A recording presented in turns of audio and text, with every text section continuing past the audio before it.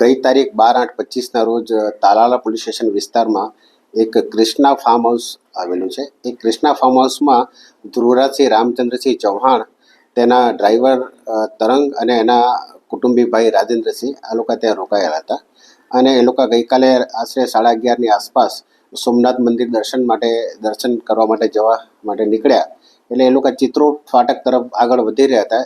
એ અરસામાં સામેથી એક બ્લેક કલરની એક ફોર્ચ્યુનર ગાડી, જે નંબર પ્લેટ વગરની હતી, એ આવી અને સીધી આ લોકોની ગાડીમાં, આમની જે કિયા ગાડીમાં આગળના ભાગેથી જોરદાર ટક્કર મારી. તેમજ આ ટક્કર વાગતા આ જે ધ્રુવરાજસિંહ છે પોતે જ ગાડી ચલાવતા હતા, એમણે એનાથી બચવા માટે ગાડી પાછળ લીધી.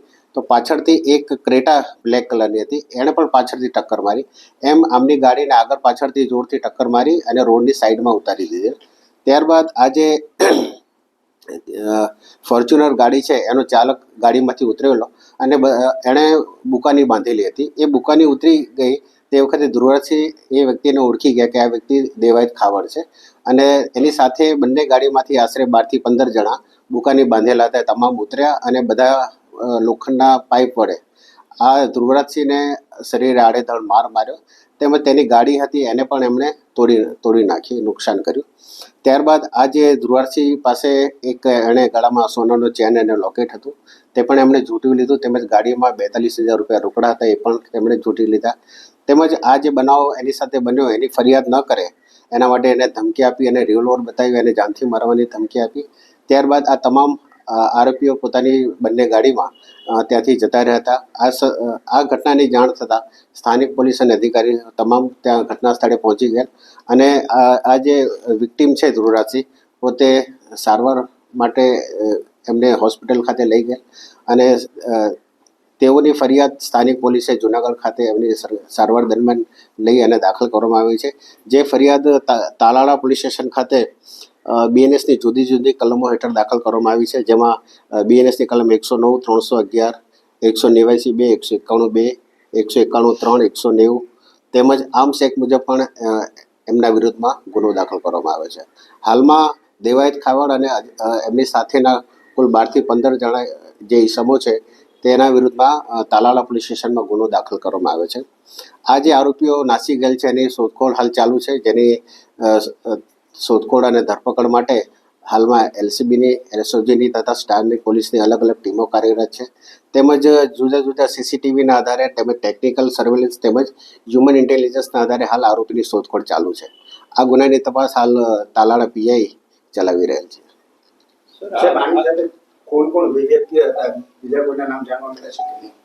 હાલમાં અમારી પાસે પ્રાઇમરી અમુક નામ આવ્યા છે, પણ એ બાબતે હાલમાં હજી તપાસ ચાલુ છે. આ જે એમાં BNSની 109, 311, 189(2), 191(3), 190, 351(3), 118(2), 118(1) તેમજ આર્મ્સ એક્ટની કલમ લગાડવામાં આવી છે. સર, આ યુવરાજસિંહને મારવા માટે દેવાયત ખાવડ દ્વારા પૂર્વાયોજિત કાવતરું કહી શકાય કે આમાં એવું છે કે જે ધ્રુવરાજસિંહ છે એમણે અગાઉ પોતાના ત્યાં એક ડાયરાનો કાર્યક્રમ આયોજન કરેલો હતો. એ ડાયરાના કાર્યક્રમમાં આ દેવાયત ખાવડને આવવાનું હતું, પણ કોઈ કારણસર તે ત્યાં ગયેલ નહીં અને એના જે 8 લાખ રૂપિયા એમણે અગાઉ લઈ લીધેલા હતા અને એ બાબતે એમને અગાઉ બોલાચાલીને માથાકૂટ થઈ તેનું મન દુઃખ રાખ્યું હતું. અને આ ધ્રુવરાજસિંહ હાલ અહીંયા સાસણમાં પોતે આવ્યા છે. એ બાબતની આ લોકોને માહિતી મળી. એ અનુસંધાને એમણે એની રેકી કરી અને તપાસ કરી અને એ લોકો ઇરાદાપૂર્વક પોતે કાવતરું રચી અને અહીંયા એને મારવા માટે આવેલા અને એમણે આ ઘટનાને અંજામ આપીને પોતે હાલ ફરાર થઈ ગયેલ છે. સર, આ પૂર્વાયોજિત કાવતરું હતું તો આમાં 307 કલમનો ઉમેરો થઈ શકે છે? હાલમાં એ પોલીસે એ કલમ ઉમેરી અને એ મુજબ જ ગુનો દાખલ કર્યો છે. આરોપીને પકડવા માટે આપણે કોઈ ટીમો કે કંઈ બનાવી છે? હાલમાં અમારી LCB, SOG, સ્થાનિક પોલીસની જુદી જુદી ટીમો અલગ અલગ જગ્યાએ કાર્યરત છે. તેમજ અમારા જે હ્યુમન ઇન્ટેલિજન્સ છે, ટેકનિકલ સોર્સ છે, તેમજ જુદા જુદા CCTV ચેક કરીને હાલમાં આરોપીની ધરપકડની કાર્યવાહી ચાલુ છે. સર, આરોપીના અનેક બીજા કંઈ ગુના છે કે ગુનાહિત પ્રવૃત્તિમાં આરોપી? હાલમાં જે આ દેવાયત ખાવડ છે એના વિરુદ્ધ અગાઉ રાજકોટમાં એક ગુનો દાખલ થયેલો છે, એવી વિગત હાલ સામે આવી છે. સર, આ આમની રેકી કરતા હતા, કઈ રીતે ખબર પડી શાસનમાં છે, કઈ સોશિયલ મીડિયાના માધ્યમથી ધમકી આપવામાં આવી હતી, કઈ ગતરાત્રિ આ ધ્રુવરાજસિંહ છે એને પોતાના સોશિયલ મીડિયા પર એક એને એકાઉન્ટમાં એક મેસેજ આવેલો કે આ બાજુ આવવામાં ધ્યાન રાખજો, તમને ખાવડ અડી જશે, એ ટાઈપની એક એને પોસ્ટ આવી હતી. એના ઉપરથી એને લાગ્યું કે એની રેકી થઈ રહી છે અને હાલ એના પાછળ કોઈ માણસ આવવા લાગેલા છે.